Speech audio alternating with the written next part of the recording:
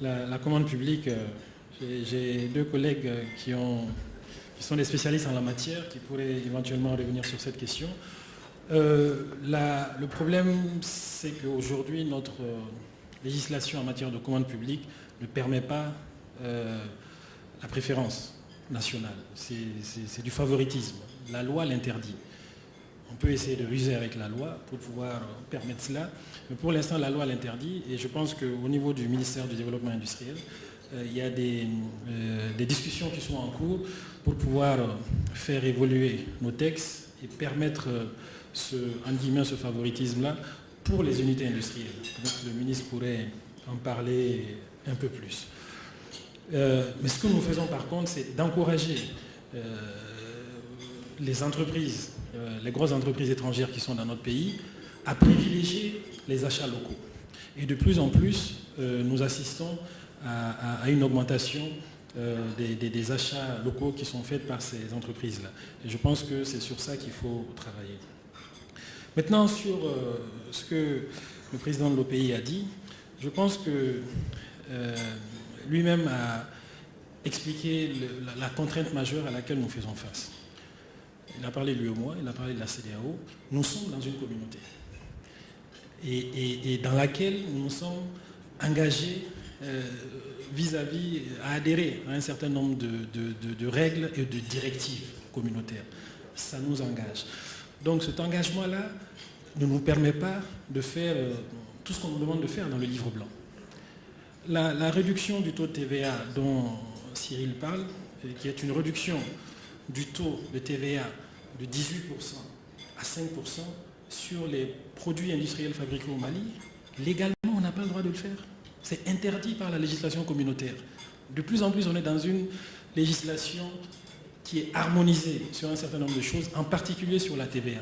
Si on le fait, on se met en contradiction avec cette législation communautaire et ce n'est pas notre souhait, premièrement. Deuxièmement, et ça a été dit, ça constitue une perte de recettes énorme pour l'État, estimée par l'OPI elle-même à 13 milliards de francs CFA. Donc, en plus de cette perte de recettes, si on nous demande de violer la loi aussi, c'est difficile pour nous. Par contre, il y a d'autres mesures qui sont proposées dans le livre blanc que nous avons acceptées parce que pertinentes et autorisées par la loi.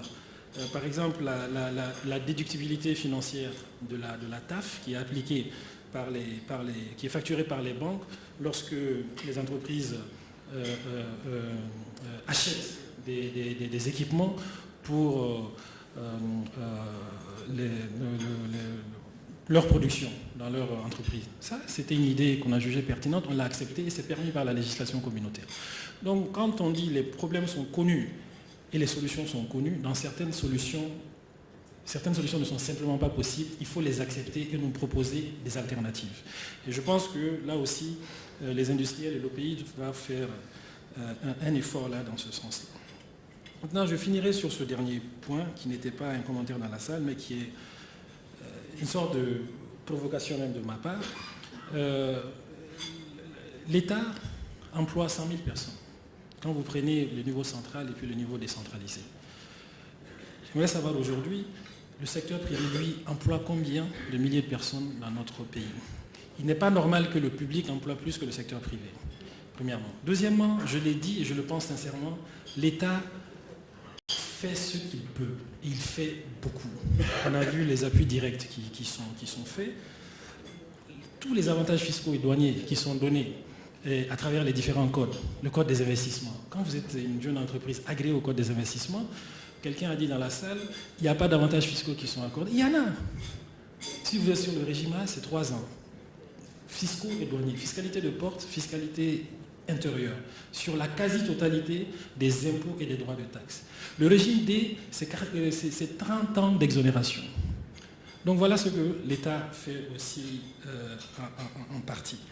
Et parfois, jusqu'à permettre à certaines entreprises d'acheter leurs matières premières à des prix subventionnés.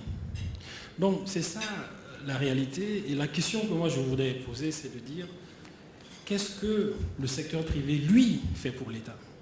Parce qu'en contrepartie des avantages fiscaux et douaniers que nous donnons, les exonérations que nous donnons, qui sont chiffrées aujourd'hui, chiffrables, on parle de 400 milliards de francs CFA, on demande à ce qu'il y ait de la création d'emplois, on n'est pas au niveau souhaité. On demande à ce que les entreprises qui se créent payent leur fiscalité, leurs impôts. Si je vous dis aujourd'hui le nombre d'entreprises jeunes ou moins jeunes enregistrées à la division de la Direction générale des impôts qui s'occupe des petites et moyennes entreprises, c'est 2200 entreprises qui sont enregistrées là-bas. On est loin des chiffres que nous pourrions espérer et en comparaison des avantages énormes qui sont accordés par l'État. Et même sur ces 2200 entreprises, il y en a environ 1600 seulement qui payent leurs droits et impôts. Donc c'est ça aussi la réalité. Et je pense qu'il faut que nous continuions à travailler ensemble. Il faut parfois reconnaître les efforts qui sont faits par l'État, même s'ils ne sont pas suffisants. Et il faut qu'en contrepartie, l'État aussi puisse entrer dans les objectifs ou dans l'espoir qui avait été suscité pour lui permettre d'accorder ces avantages qui sont accordés là. Merci bien. Merci, Monsieur le ministre. Moi, j'ai noté que...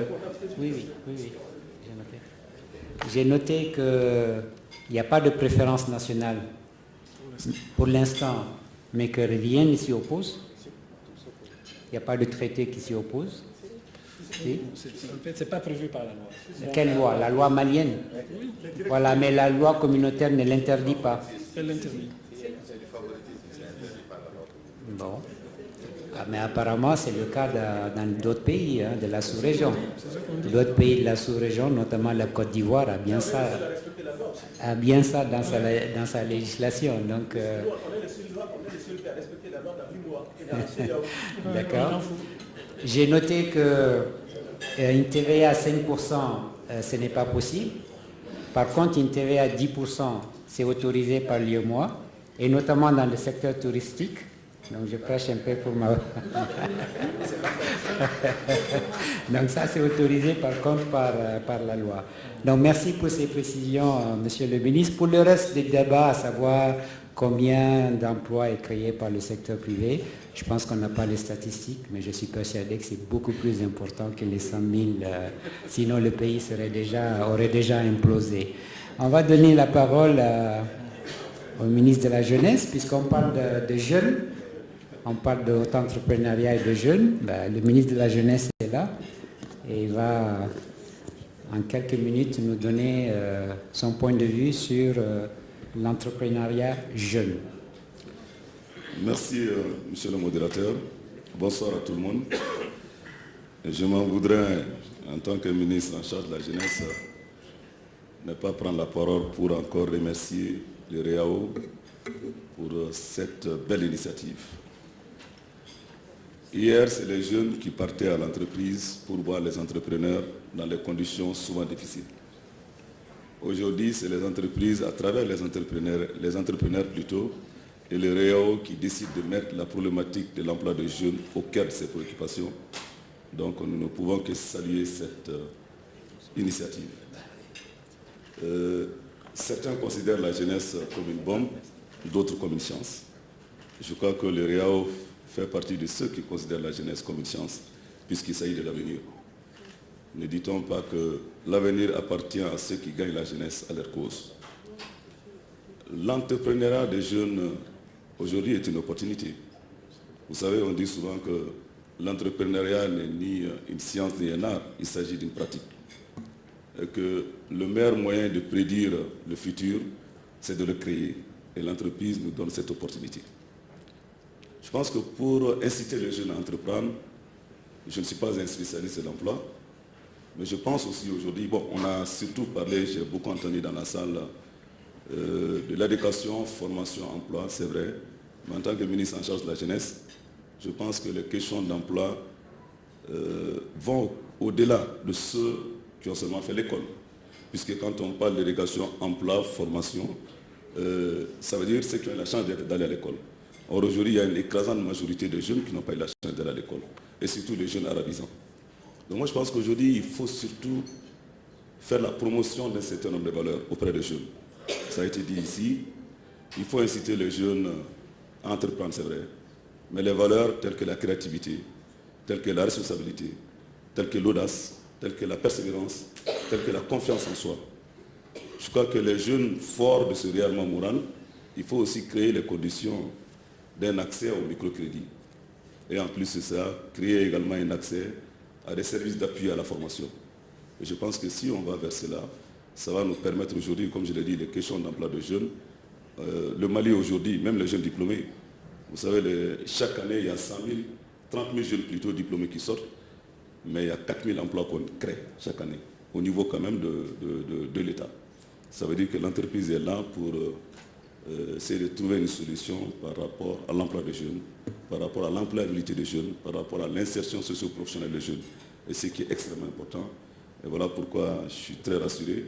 Quand je vois ceux qui ont réussi dans le monde des affaires, qui décident aujourd'hui de mettre la problématique, la question de l'emploi des jeunes à travers l'entrepreneuriat des jeunes, nous ne pouvons que nous en féliciter. Merci encore. Et je pense qu'ensemble, nous allons réussir et gagner le pari. Merci. Monsieur le ministre, merci beaucoup. J'aimerais juste savoir, vous organisez beaucoup de camps de jeunes, de formation.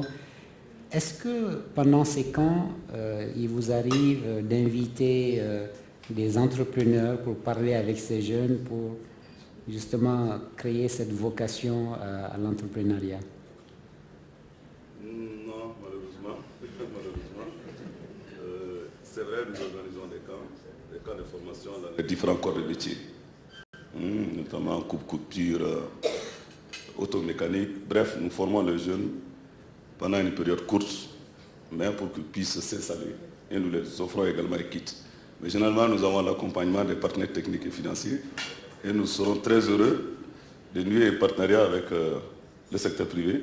Très bien. Pour voir ce que nous pouvons faire ensemble. Merci, monsieur le ministre. Donc, il faut rapprocher le monde de l'entreprise et ces jeunes-là pour susciter les vocations à l'entrepreneuriat. Madame la ministre des Travaux publics va aussi nous parler un peu de la commande publique. Vous savez que son secteur est un très, très gros secteur qui commence